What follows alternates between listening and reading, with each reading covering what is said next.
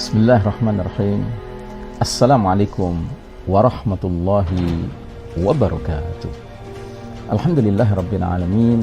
Wassalatu wassalamu ala asyrafil anbiya'i wal mursalin sayyidina Muhammadin wa ala alihi wa ashabihi ajma'in. Faqala Allah ta'ala fi kitabihil karim ba'da a'udzubillahi minasyaitonir rajim. Ya ayyuhalladzina amanu taqullaha haqqa tuqatih wa la tamutunna illa wa antum muslimun. Hadirin jamaah rahimakumullah, Jum'ah Mubarakah. Alhamdulillah kita berjumpa hari ini pada hari Jumat tanggal 2 Oktober 2020, pertengahan bulan Safar 1432 Hijriah, dan kita sedang membahas tanda-tanda yang sudah sangat dekat menjelang terjadinya peristiwa kiamat. Bahkan sudah 9 tanda besar yang bermunculan, tinggal 1 tanda besar lagi, yakni api keluar dari wilayah Yaman, menggiring manusia ke tempat berkumpul untuk mengalami dahsyatnya peristiwa as-sa'ah.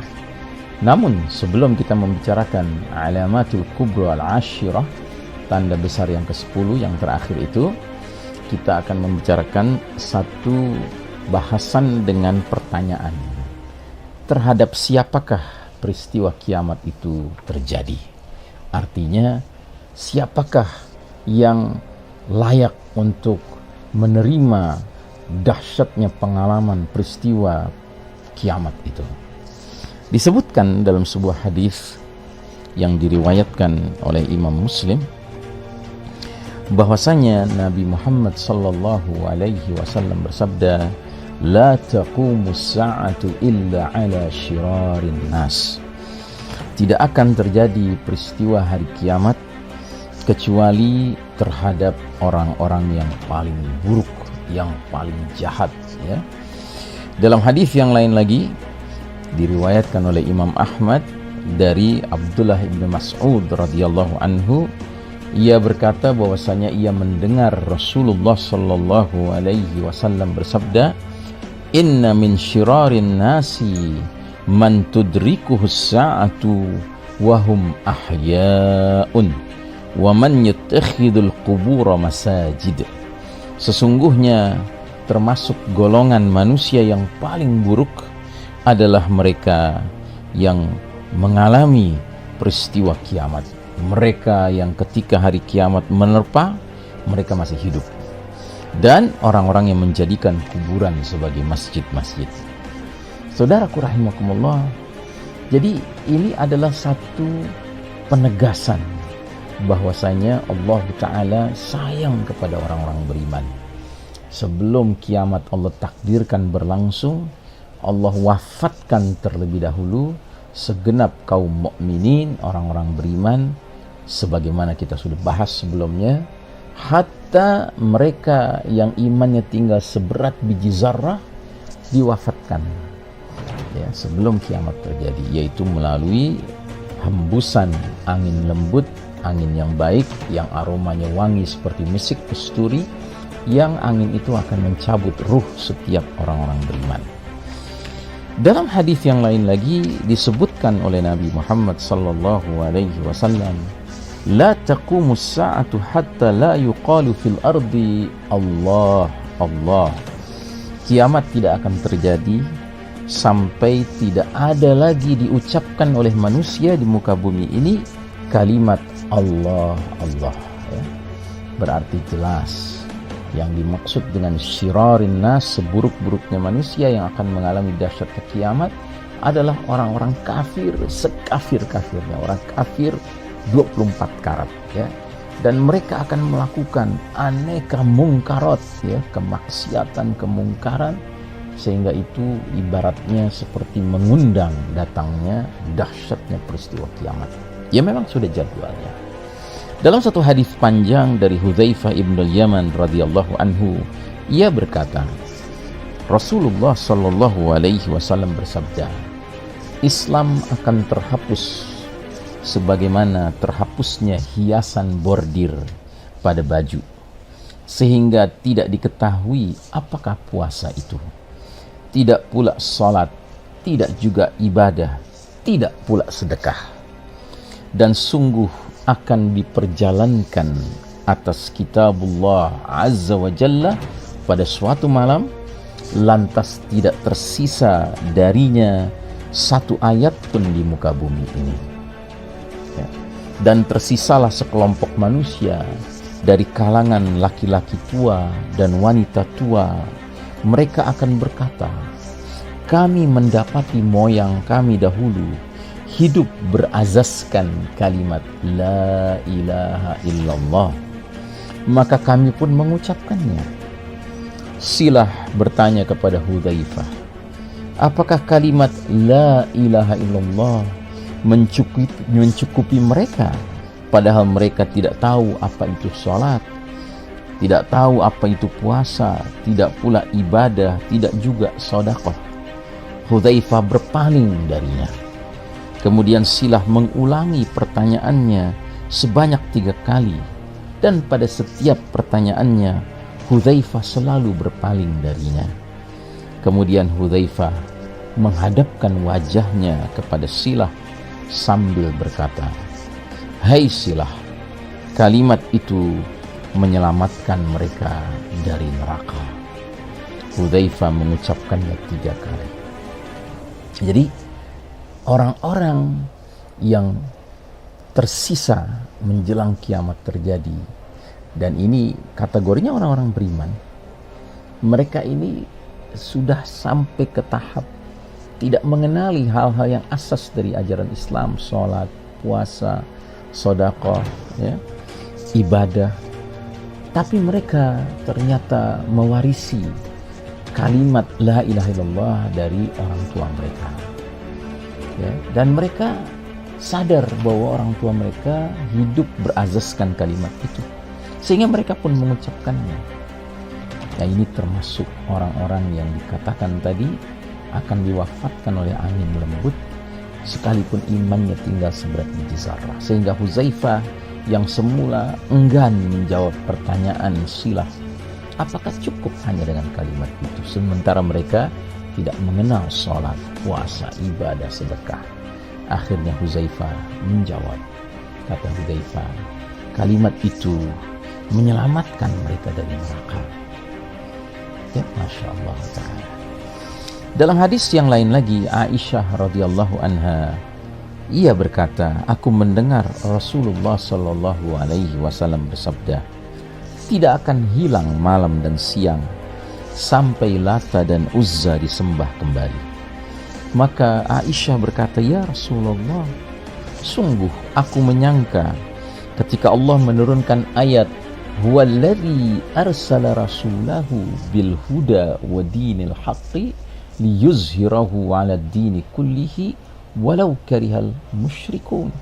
Dialah Allah yang mengutus rasulnya dengan petunjuk dan agama yang benar untuk Allah menangkan atas segenap agama yang ada, walaupun orang-orang musyrik membencinya. Bahwasanya itu sempurna. Islam tetap jaya sampai hari kiamat dan kemusyrikan tidak kembali lagi, khususnya di Jazirah Arab. Nabi bersabda, sesungguhnya akan terjadi dari yang demikian itu. Islam menang seperti isyarat ayat tersebut selama waktu yang dikehendaki Allah. Kemudian Allah mengirimkan angin yang berbau harum wewangi.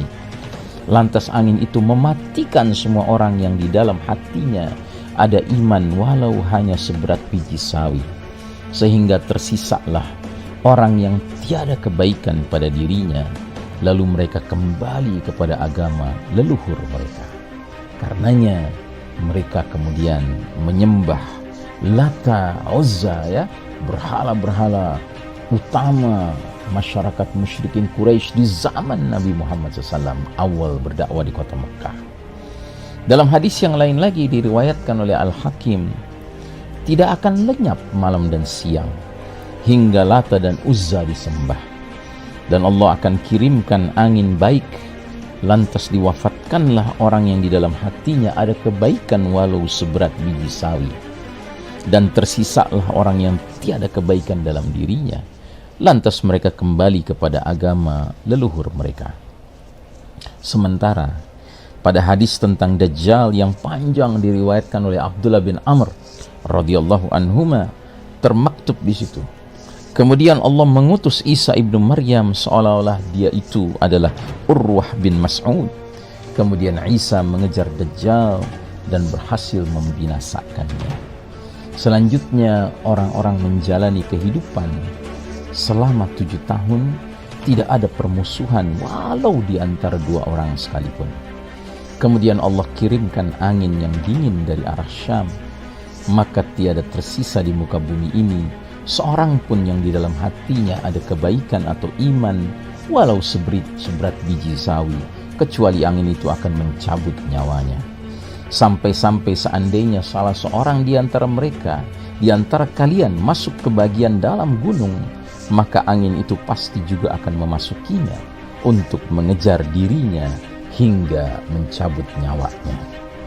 Dia berkata bahwasanya dia mendengarnya dari Rasulullah SAW. Nabi bersabda, maka tersisalah orang-orang jahat berada dalam keadaan seperti kesigapan burung dan naluri binatang buas, tidak menganggap baik perkara ma'ruf dan tidak mengingkari al-munkar. Setan pun menjelma kepada mereka, kemudian bertanya, maukah kalian menyambut seruanku? Mereka balik bertanya, apa yang kamu perintahkan? Maka setan menyuruh mereka menyembah berhala, dan dengan penyembahan berhala itu mereka akan memperoleh limpahan rezeki dan bagusnya penghidupan. Lalu ditiup sangkakala, tiada seorang pun yang mendengarnya kecuali memiringkan dan mengangkat lehernya. Rasulullah SAW bersabda, orang pertama yang mendengarnya adalah seorang pria yang sedang melumuri kolam ontaknya. Nabi bersabda, lantas orang itu pingsan dan orang-orang lain pun pingsan.